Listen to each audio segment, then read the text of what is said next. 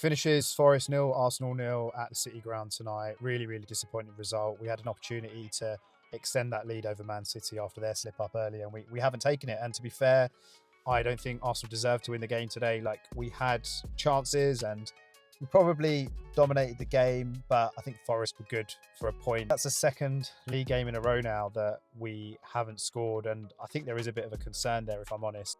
And when you look at the stats, yeah, look, an XG of over 2, four clear-cut chances. You think about that Martinelli chance in the first half. I think he needs to put that away. Marino in the second half, that header from the Rice free kick, he should be scoring that. Saka's maybe unlucky with a really good save from Matt Sells. And so I think we've sort of done enough to maybe nick a win, but not being clinical enough is costing us in some games. And I think that is a concern. And look, I've been backing Victor Gyökeres. I really want it to work out for him. I think there is a player there that could work for us, but I just think at the moment, it's just not sort of clicking with the way that we are setting up. And I think it's an opportunity now to just take him out of the firing line. We have other options.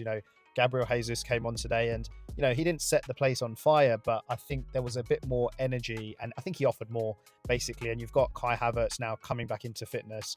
I think you've got to start looking at those other options in some of these Premier League games, because I think you're just going to get more goals out of those two players than you will from Gyökeres currently anyway. I don't want to single him out. I think there were other players as well that maybe just didn't step up today. Like Odegaard didn't have his best game. He got hooked really early on. I don't think Martinelli played particularly well either.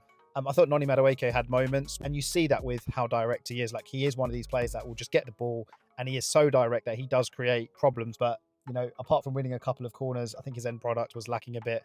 And you saw maybe a little bit more end product from Saka tonight when he came on. I think overall, no one really stepped up today. It just makes that Man United game at home in a week's time absolutely massive. That's the game that we're going to have to win. We have to beat Man United on Sunday.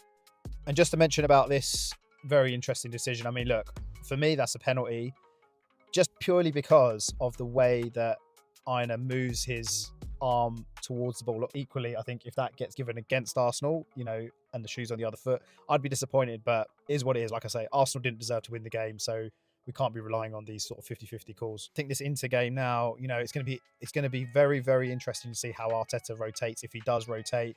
My group chat with my mates is popping off because a couple of them are saying he needs to just basically play the same team that he played against Portsmouth against Inter. I don't see Arteta doing that. I think he'll want to come top of the Champions League group or league phase. I think he plays a full strength team, if I'm honest. Whether that comes back to bite us, who knows? But I think that's what Arteta will do. And I think it's going to be one of those energy sapping games. So we just need to be ready for United, because that feels like the crunch game this week now.